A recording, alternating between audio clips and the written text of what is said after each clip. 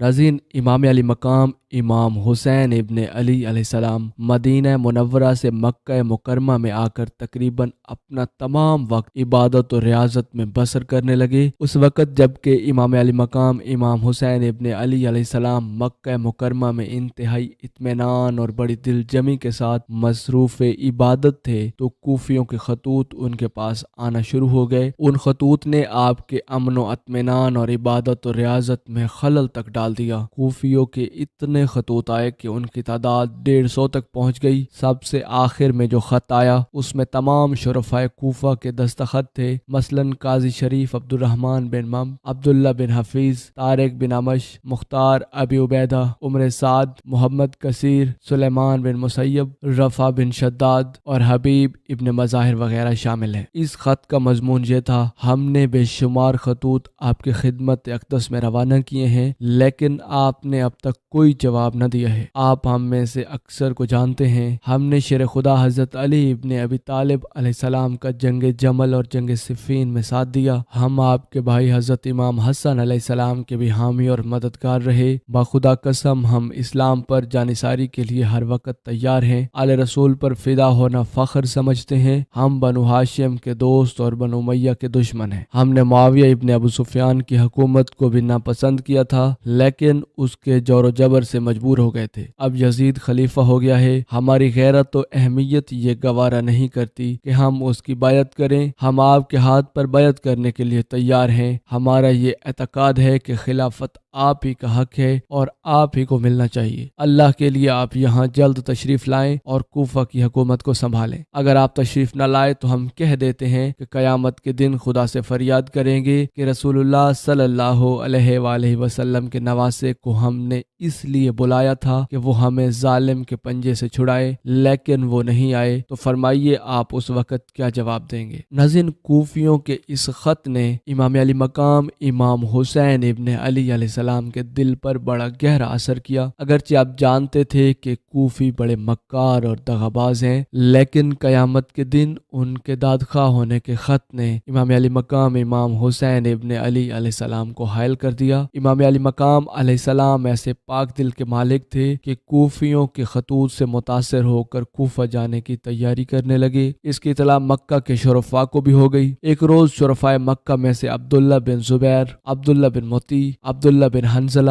حضرت امام حسین ابن علی علیہ السلام کی خدمت اقدس میں حاضر ہوئے اور عرض کرنے لگے: ہمیں معلوم ہوا ہے کہ آپ کا ارادہ کوفہ جانے کا ہے۔ آپ علیہ السلام نے جواب دیا: ہاں، میرا ارادہ کوفہ جانے کا ہے۔ عبداللہ بن مطیع نے کہا: کیا آپ اس بات کو بھول گئے کہ آپ کے والد بزرگوار حضرت امام علی ابن ابی طالب علیہ السلام کو دھوکہ دیا اور انہیں شہید کر دیا؟ انہوں نے آپ کے بھائی حضرت امام حسن ابن علی علیہ السلام کی اہانت کی۔ امام علی مقام امام حسین ابن علی علیہ السلام نے فرمایا: میں یہ باتیں بھولا نہیں ہوں بلکہ مجھے یاد ہے۔ عبداللہ بن صفوان کہنے لگے: پھر آپ ایسے لوگوں کے کہنے میں کیوں آ رہے ہیں؟ امام علی مقام امام حسین ابن علی علیہ السلام نے فرمایا: پہلی بات تو یہ ہے کہ وہ مجھے عقیدت سے بلا رہے ہیں، اور دوسری بات یہ ہے کہ انہوں نے یہ لکھا ہے کہ اگر میں نہ گیا تو وہ قیامت کے دن خدا سے داد خواہ ہوں گے۔ عبداللہ بن مطیع نے کہا: یہ سب ان کے مکاری ہے، وہ بدعہد، جھوٹے اور فریبی ہیں۔ کوفیوں نے ہمیشہ خاندان رسالت کے ساتھ دوستی کے پردے میں دشمنی کی ہے، آپ ان کے کہنے میں نہ آئیں۔ امام علی مقام امام حسین ابن علی علیہ السلام نے فرمایا: ممکن ہے کہ اللہ سبحانہ و تعالیٰ ان کے دلوں کو حقیقت کی طرف پھیر چکے ہوں۔ عبداللہ بن صفوان کہنے لگے: یہ سچ ہے کہ خدا میں ہر طرح کی قدرت ہے، لیکن مناسب یہ ہے کہ پہلے اس بات کا اطمینان تو کر لیں کہ جو کچھ وہ لکھ رہے ہیں وہ سچ بھی ہے یا نہیں۔ امام علی مقام امام حسین ابن علی علیہ السلام نے فرمایا: کوفیوں کے ایک دو نہیں بلکہ 150 تک خطوط آ چکے ہیں، اور ایک ایک خط میں 150 آدمیوں کے دستخط ہیں۔ پھر بہت سے دستخط ایسے لوگوں کے ہیں جنہیں میں جانتا ہوں۔ میں تو سیدھا مسلمان ہوں، ان خطوط کو سچا سمجھتا ہوں۔ ایک صحابی کہنے لگے: لیکن اس میں کیا کیا حرج ہے آپ پہلے کسی کو یہاں سے بھیج دیں اور وہ کوفہ جا کر دیکھ لیں کہ جو کچھ وہ کہہ رہے ہیں اس پر کہاں تک عمل کرنے کو تیار ہیں۔ امام علی مقام امام حسین ابن علی علیہ السلام نے فرمایا اس میں کوئی حرج نہیں ہے، اگر آپ سب لوگوں کی یہی منشا ہے تو میں اپنے چچا زاد بھائی مسلم بن عقیل کو بھیج دیتا ہوں، وہ وہاں کی کیفیت دیکھ کر جو کچھ لکھیں گے میں اس پر عمل کروں گا۔ چنانچہ سب لوگوں کی متفقہ رائے سے امام علی مقام امام حسین ابن علی علیہ السلام نے حضرت مسلم بن عقیل کو طلب کیا۔ ناظرین، جب جناب مسلم بن عقیل امام علی مقام علیہ السلام کے پاس آئے تو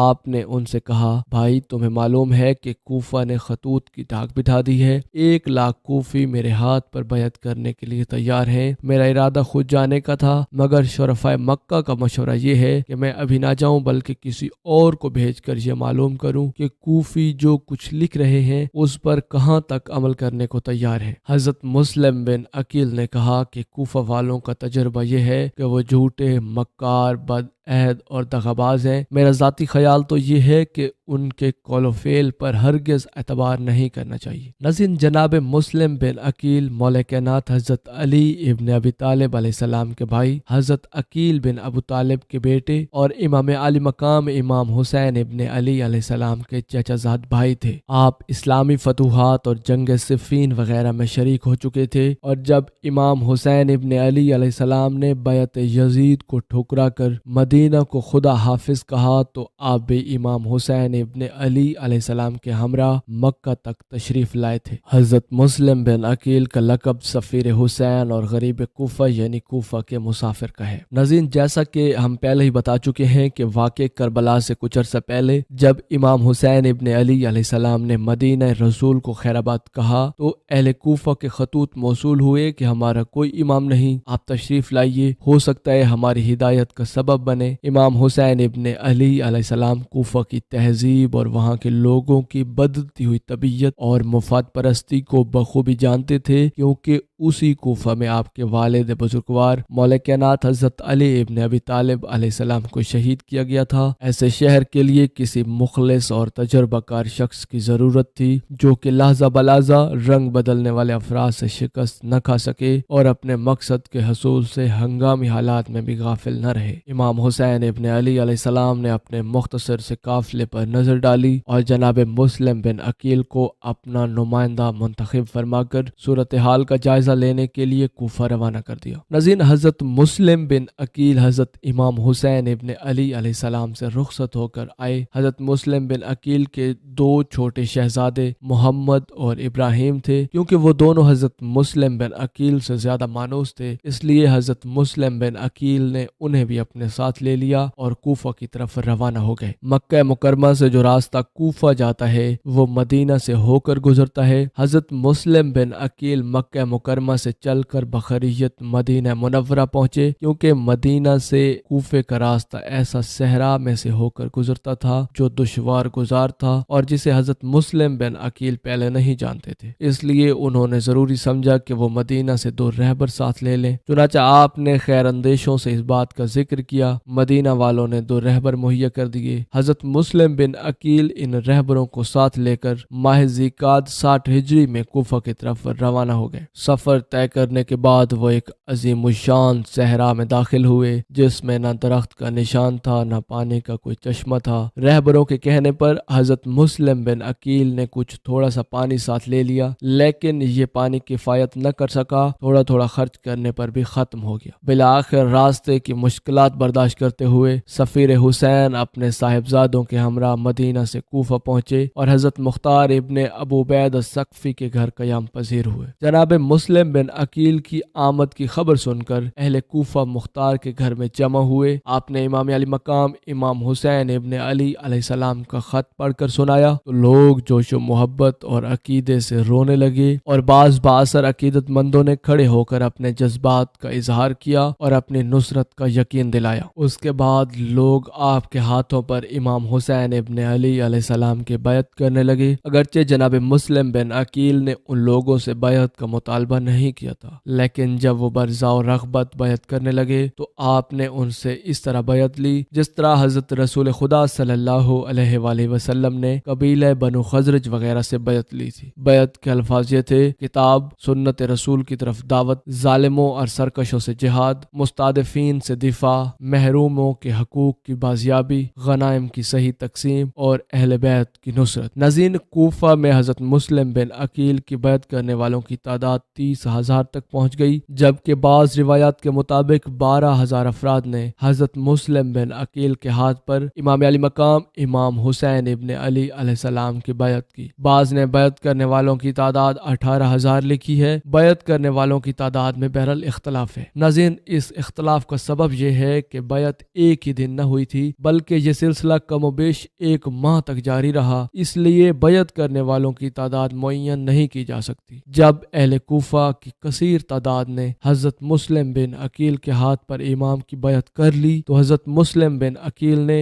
امام حسین ابن علی علیہ السلام کو خط لکھ دیا کہ کوفہ آنے کے لیے حالات سازگار ہیں۔ اس وقت کوفہ کا حاکم حضرت نعمان ابن بشیر تھا۔ جب یہ خبر یزید ابن معاویہ علیہ اللعن تک پہنچی تو اس نے بصرہ کے حاکم ملعون عبید اللہ ابن زیاد کو بھیجا کہ وہ جلد کوفہ پہنچ کر نعمان ابن بشیر کی جگہ حکمران مقرر ہو اور مسلم بن عقیل کا سر کاٹ کر یزید کے پاس بھیجے۔ جب ابن زیاد ملعون کوفہ کا گورنر بن کر آیا تو اس نے اہل کوفہ سے کہا: شام سے بہت جلد لشکر آنے والا ہے جو تمہیں تباہ و برباد کر دے گا، تمہاری ذات اور آبرو بھی محفوظ نہ رہ سکے گی۔ چنانچہ وہ افراد جنہوں نے ابن زیاد کا کلام سنا تھا وہاں سے نکل کر مہاجرین کے اہل خانہ کے پاس پہنچے اور ان کی ماؤں، بہنوں اور بیویوں کو ورغلایا کہ تمہارے وارثوں کو شام کا لشکر آ کر تباہ کر دے گا اور لشکر آنے ہی والا ہے۔ عورتوں کا دل اپنے وارثوں، بھائیوں، بھتیجوں کے قتل سے لرزنے لگا اور بے تحاشا گھروں سے نکل پڑی اور اپنے اپنے عزیزوں کے دامن پکڑ کر فریادیں کرنے لگی، جن سے مہاجرین کے دل بھی کانپنے لگے۔ کچھ تو انہی عورتوں کے ساتھ چلے گئے اور کچھ موقع دیکھ کر فرار ہو گئے۔ جناب مسلم بن عقیل وہاں پہنچے تو بہت مختصر افراد کو موجود پایا۔ شام ہوتے آپ کے پاس صرف 30 افراد بچے تھے۔ اسی قلیل تعداد کے ساتھ آپ نے نماز مغربین ادا کی۔ نماز کے بعد ان میں سے بھی 10 افراد باقی رہ گئے تھے۔ جناب مسلم بن عقیل مسجد سے باہر تشریف لائے تو دیکھا کہ آپ کے ساتھ 10 ہی افراد رہ گئے تھے۔ ان لوگوں کے ہمراہ آپ باب کندہ کی طرف روانہ ہوئے۔ جناب مسلم بن عقیل محلہ کندہ میں جس وقت پہنچے تو آپ اپنے آپ کو تنہا پاتے ہیں۔ اب آپ کے ہمراہ کوئی راستہ بتانے والا تک بھی نہ تھا اور ابن زیاد کی دھمکی امیز تقریر سے کوفہ میں سناٹا چھایا ہوا تھا۔ ہر ایک مکان کا دروازہ بند نظر آتا تھا۔ جناب مسلم بن عقیل کی نگاہ ایک عورت پر پڑی جو اپنے دروازے پر کھڑی اپنے بیٹے کا انتظار کر رہی تھی۔ کیونکہ جناب مسلم بن عقیل پر پیاس کا شدید غلبہ تھا، ابن زیاد نے کوفہ پہنچ کر حکومت سنبھالی تو لوگوں کو اپنے ساتھ ملانے کے لیے جبر اور لالچ کے حربے استعمال کیے اور جناب مختار ابن ابو عبید الثقفی کو دھوکے سے گرفتار کر کے زندان میں ڈال دیا تھا۔ حضرت مسلم بن عقیل جناب مختار کے گھر سے صحابہ رسول حضرت ہانی بن عروہ کے گھر میں منتقل ہو گئے۔ ابن زیاد نے فوج کو انہیں پکڑنے کے لیے بھیجا تو حضرت ہانی بن عروہ، جن کی عمر اس وقت 90 سال تھی، انہوں نے اپنے مہمان کو حوالے کرنے سے انکار کر دیا۔ حضرت ہانی بن عروہ کو قید کر لیا گیا، اس پر انہوں نے انکار نہ کیا۔ انہیں باندھ کر 500 کوڑوں کی سزا دی گئی، جس کے دوران وہ بے ہوش ہو گئے تو ان کا سر تن سے کاٹ کر لٹکا دیا گیا۔ ناظرین، حضرت ہانی بن عروہ کی گرفتاری اور آپ کے قتل ہونے کے بعد حضرت مسلم بن عقیل باہر آئے اور جنگ شروع کی، مگر آہستہ آہستہ سب کوفیوں نے ساتھ چھوڑ دیا، حتیٰ کہ صرف 3 افراد ان کے ساتھ رہ گئے۔ مغرب کی نماز تک وہ بھی باقی نہ رہے۔ انہیں حضرت محمد ابن کثیر نے اپنے گھر میں پناہ دی۔ محمد ابن کثیر کے حمایتیوں کے ساتھ ابن زیاد کی فوج نے جنگ کی اور انہیں بھی شہید کر دیا۔ یہ دیکھ کر حضرت مسلم بن عقیل کوفہ سے باہر جانے کی کوششیں کرنے لگے، مگر شہر کے سبھی دروازے بند تھے۔ آپ نے ایک بوڑھی عورت سے پانی مانگا۔ جب انہوں نے بتایا کہ ان کا تعلق خاندان رسالت سے ہے تو اس عورت نے انہیں اپنے گھر میں پناہ دی، مگر اس عورت کے بیٹے نے انعام کے لالچ میں مخبری کر دی۔ ابن زیاد نے 3000 فوج بھیجی تو حضرت مسلم بن عقیل گھر سے باہر آ کر لڑنے لگے اور بنو ہاشم کی تلوار بازی کے خوب جوہر دکھلائے۔ ناظرین، جب سینکڑوں لوگ ہلاک ہلاک ہو گئے تو ابن زیاد کے سالار ابن اشعث نے ابن زیاد سے مزید فوج مانگی۔ یہ سن کر ابن زیاد نے کہا کیا ایک شخص کے لیے 3000 کی فوج بھی ناکافی ہے؟ تو ابن اشعث نے جواب دیا کہ یہ کوئی مکال یا جلاح نہیں، بنو ہاشم کا چشم و چراغ ہے، علی کا بھتیجا ہے۔ بعد میں گڑھے میں حضرت مسلم بن عقیل کو دھوکے سے گرا کر گرفتار کر لیا گیا۔ ناظرین، جب حضرت مسلم بن عقیل کو ابن زیاد ملعون کے سامنے پیش کیا گیا تو اس نے انہیں سزا دی کہ کوفہ کی دارالامارہ کی چھت سے ان کو گرا دیا جائے۔ حضرت مسلم بن عقیل نے شہادت سے پہلے چند وصیتیں کی، جس کے بعد ان کو چھت سے گرا کر شہید کر دیا گیا۔ ناظرین، یہ واقعہ 9 ذی الحج سن 60 ہجری کا ہے۔ شہید ہونے کے بعد جناب مسلم بن عقیل کا سر کاٹ دیا گیا اور اسے یزید کو دمشق بھجوا دیا گیا اور جسم کو کوفہ کے قصابوں کے بازار میں دار پر لٹکا دیا گیا تاکہ کوفہ کے لوگ اب بنو ہاشم کی حمایت نہ کر سکے۔ آغاز کربلا کا ظلم یہ کیسا سنگین ہو گیا، کوفہ مسلم کے خون سے رنگین ہو گیا۔ ناظرین، شہادت امام علی مقام امام حسین ابن علی علیہ السلام کے بعد امام علی مقام امام حسین ابن علی علیہ السلام کا سر انور کس نے کاٹا تھا اور اس بدبخت کا انجام کیا ہوا؟ جب امام علی مقام امام حسین ابن علی علیہ السلام کا سر دربار یزید میں پہنچا تو یزید نے اس کے ساتھ کیا سلوک کیا؟ کیا امام علی مقام امام حسین ابن علی علیہ السلام کے سر انور نے نیزے پر قرآن مجید کی تلاوت کی تھی؟ امام حسین ابن علی علیہ السلام کا سر مبارک کہاں کہاں لٹکایا گیا اور امام حسین علیہ السلام کا سر کہاں دفن ہے؟ ناظرین، کربلا کی بے آب و گیا زمین پر نواز رسول حضرت علی ابن ابی طالب علیہ السلام اور ان کے اہل خانہ اور چاہنے والوں کو بے دردی سے شہید کر دینا ایک ایسی درد بھری کہانی ہے جسے قیامت تک فراموش نہیں کیا جا سکے گا۔ نواز رسول جگر گوشے بطول حضرت امام حسین ابن علی علیہ السلام کے قتل کے بعد امام علی مقام امام حسین ابن علی علیہ السلام اور دیگر شہداء کے سروں کا جسم سے الگ ہونا انتہائی دردناک داستان ہے۔ عمر ابن سعد نے عاشورہ کے دن حضرت امام حسین ابن علی علیہ السلام کا سر انور خولی بن یزید اور حمید بن مسلم کو دیا تاکہ ابن زیاد کے پاس لے جائیں۔ خولی بن یزید کا گھر کوفہ سے ایک فرسخ پر تھا۔ خولی بن یزید اپنے گھر آیا۔ اس خبیث نے یہ ارادہ کیا کہ سر انور کو صبح ابن زیاد کے پاس لے جائے گا۔ خولی کی 2 بیویاں تھیں، ان میں سے ایک انصاریہ یعنی مدینہ کے مسلمانوں میں سے جس کا نام ایوب تھا، جو اہل بیت سے محبت و مودت رکھتی تھی۔ خولی نے اس مومنہ سے امام حسین ابن علی علیہ السلام کے سر مبارک کو چھپانے کے لیے تنور میں رکھ دیا تھا۔ خولی کی بیوی نے رات کے آخری حصے میں ایک نور کو دیکھا کہ وہ نور تندور سے آسمان کی طرف بلند ہو رہا تھا۔ جب وہ اس نور کے قریب آئی تو سنا کہ کچھ عورتیں نالہ و فریاد کے ساتھ امام حسین ابن علی علیہ السلام کے لیے گریہ کر رہی ہیں، تو وہ فوراً حقیقت حال سے آگاہ ہو گئیں اور خولی کے پاس آئی اور روتی ہوئی کہنے لگی، ظالم، تجھ پر خدا کی لعنت ہو، تو نے نواز رسول حضرت امام حسین ابن علی علیہ السلام کا سر قلم کیا اور اس کو تندور میں چھپا رکھا ہے۔ دوسری بیوی جس کا نام انوار تھا، اس نے خولی سے کہا کہ تم ہرگز مجھے اپنے بستر پر نہیں دیکھو گے، اس لیے خولی سے جدا ہو گئی اور دوبارہ اس کے پاس کبھی نہ آئی۔ ناظرین، تاریخ لکھتی ہے کہ اس کے بعد اس عورت کا کوئی علم نہیں ہوا کہ وہ کہاں گئی۔ بعض مورخین نے لکھا ہے کہ خولی بن یزید جلدی سے کربلا سے کوفہ آیا تاکہ امام علی مقام امام حسین ابن علی علیہ السلام کے سر اطہر کو ابن زیاد کے پاس لے جائے۔ جس وقت وہ دارالامارہ پہنچا تو دیکھا کہ دروازہ بند ہے اور وہ اپنے گھر چلا گیا اور امام کے سر انور کو ایک مٹی کے برتن کے اندر رکھا اور کمرے میں چلا گیا۔ بعض روایات میں تندور کا ذکر ہے۔ جب اس کی بیوی انوار نے دیکھا تو کہنے لگی، ہائے تجھ پر لعنت ہو، لوگ سونا اور چاندی لاتے ہیں لیکن تو رسول اللہ صلی اللہ علیہ وآلہ وسلم کے نواسے امام حسین ابن علی علیہ السلام کا سر اقدس لے آیا ہے۔ خدا کی قسم، اس کے بعد ہرگز میں تمہارے ساتھ نہ رہوں گی۔ انوار کہتی ہے کہ میں نے دیکھا ایک نور اس سر سے آسمان کی طرف سے بلند ہو رہا ہے اور سفید پرندوں کو دیکھا جو اس نور کے اطراف میں اڑ رہے ہیں، اور یہ واقعہ صبح تک جاری رہا۔ ناظرین، خولی بن یزید صبح کے وقت دارالامارہ گیا اور امام علی مقام امام حسین ابن علی علیہ السلام کے سر اقدس کو ابن زیاد کے سامنے رکھا اور کہنے لگا، میرے آقا، مجھے سونے اور چاندی سے بھر دو، کیونکہ میں سید اور بزرگ کو قتل کر کے لایا ہوں، اور میں ایسے بزرگ سردار کو قتل کر کے آیا ہوں جو حسب و نسب ماں باپ کے اعتبار سے سب سے افضل تھا۔ یہ بات عام لوگوں میں امام حسین ابن علی علیہ السلام کی تعریف تھی۔ یہ سن کر ابن زیاد لعین کو برا لگا اور خولی سے کہنے لگا اگر تمہیں پتا تھا کہ وہ انسانوں میں سب سے زیادہ بہتر ہیں تو پھر تو نے ان کو کیوں قتل کیا؟ خدا کی قسم تمہیں کوئی چیز نہیں دوں گا۔ بعض مورخین نے یہ بھی لکھا ہے کہ ابن زیاد نے اسی وقت خولی بن یزید کو قتل کروا دیا تھا۔ ناظرین، واقع کربلا کے بعد یزید علیہ اللعن نے جو کام کیے ان میں سے ایک یہ تھا کہ اس نے امام علی مقام امام حسین ابن علی علیہ السلام کے خاندان والوں کو قیدی بنا کر شہدائے کربلا کے سروں کے ساتھ شام بھجوانے کا حکم دیا۔ اس نے خاندان نبوت اور رسالت کے ساتھ صرف یہی ظلم نہیں کیا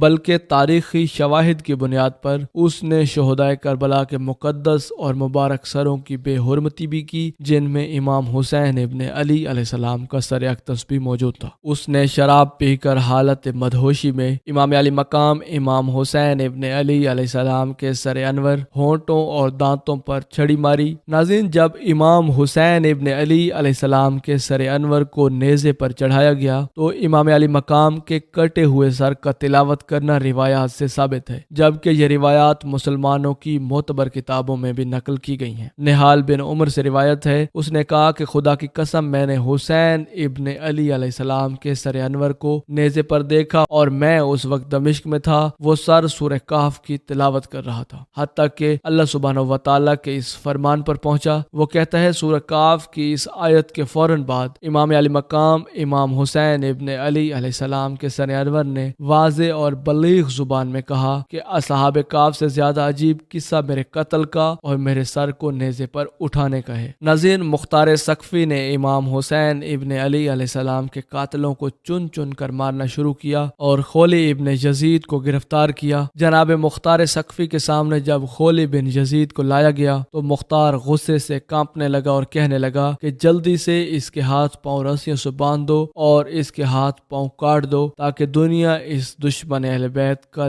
جی بھر کر تماشا دیکھے۔ خولی کو اس ذلت اور رسوائی کے ساتھ قتل کر کے اس کی لاش کو جلا کر خاک بنا دیا گیا۔ روایات میں ذکر ہوتا ہے کہ یزید ابن معاویہ نے جب امام حسین ابن علی علیہ السلام اور باقی شہدائے کربلا علیہ السلام کے سروں کو اپنے دربار میں دیکھنے کی خواہش پوری کر لی تو اس نے انہیں بالترتیب 3 جگہوں پر نصب کرنے کا حکم دیا، اپنے محل کے دروازے پر، پھر دمشق کے دروازوں پر، پھر جامع مسجد دمشق کے دروازے پر۔ امام حسین ابن علی علیہ السلام کا سر انور 3 دن تک یزید ملعون کے محل کے دروازے پر لٹکا رہا، جس کے بعد اس کی بیوی ہند نے اس کام کی بہت مذمت کی اور اسے شدید مذموم قرار دیا۔ پھر امام علی مقام امام حسین ابن علی علیہ السلام کا سر اقدس دمشق کے دروازے پر نصب کیا اور کچھ دن کے بعد اسے وہاں سے اتروا کر یزید نے اپنے سونے کے کمرے میں رکھوا دیا۔ وہاں ہند نے آسمان کی طرف سے اٹھتے ہوئے نور کو دیکھا اور اسے سر اقدس کی وہاں موجودگی کا علم ہو گیا۔ اس نے اسی وقت یزید سے علیحدگی کی قسم کھائی اور وہاں سے نکل گئی۔ اس کے بعد امام علی مقام امام حسین ابن علی علیہ السلام کے سر انور کو کچھ دن کے لیے جامع مسجد دمشق کے دروازے پر اور کچھ دن مسجد کے مینار پر نصب کیا گیا۔ ناظرین، یہ وہی اہل بیت نبوت اور معدن رسالت ہیں جو دوش پیغمبر پہ سوار ہوتے اور جناب رسول خدا مدینہ کی گلیوں میں ان کے لیے سواری بنتے، اور انہی کے لیے حضرت رسول خدا فرماتے ہوئے نظر آتے، حسن و حسین جوانان جنت کے سردار ہیں اور ان کے باپ ان سے بھی بہتر ہیں۔ پھر حضرت رسول خدا فرماتے ہیں، الحسین منی و انا من الحسین، حسین مجھ سے ہے اور میں حسین سے ہوں۔ اس اطرت و اہل بیت رسول کے ساتھ اب یہ سلوک ہو رہا ہے کہ شام کی گلی کوچوں، بازاروں، درباروں، محلوں اور مسجدوں کے دروازوں اور محلوں پر حضرت رسول خدا کے نواسے کا سر لٹکایا جا رہا ہے۔ ناظرین، یہ وہی جگہ ہے جہاں حضرت یحییٰ بن زکریہ علیہ السلام کو شہید کرنے کے بعد ان کا سر لٹکایا گیا تھا۔ ناظرین، باقی شہدائے کربلا کے سروں کو کچھ دن یزید کے محل کے دروازے پر، کچھ دن شہر کے دروازوں پر اور کچھ دن مسجد کے دروازے پر نصب کیا گیا۔ ناظرین، ایک روایت کے مطابق تمام شہدائے کربلا کے سروں کو امام زین العابدین علیہ السلام کے حوالے کر دیا گیا اور دمشق سے واپسی پر تمام سروں کو جسموں سے ملا کر دفن کر دیا گیا۔ دوسری روایت میں یہ کہا جاتا ہے کہ امام زین العابدین علیہ السلام کے مدینہ واپسی پر یزید نے سر حسین کو مدینہ بھیجا اور سیدہ فاطمہ الزہرا سلام اللہ علیہا کے مزار کے پہلو میں دفن کیا گیا۔ تیسری روایت میں یہ بھی ہے کہ امام علی مقام امام حسین ابن علی علیہ السلام کا سر انور مصر کی سلطنت قاہرہ میں دفن کیا گیا، جبکہ चौथी रिवायत के मुताबिक इमाम अली मकाम इमाम हुसैन इब्न अली अलैहिस्सलाम का सर दमिश्क की जामे मस्जिद में दफन किया गया।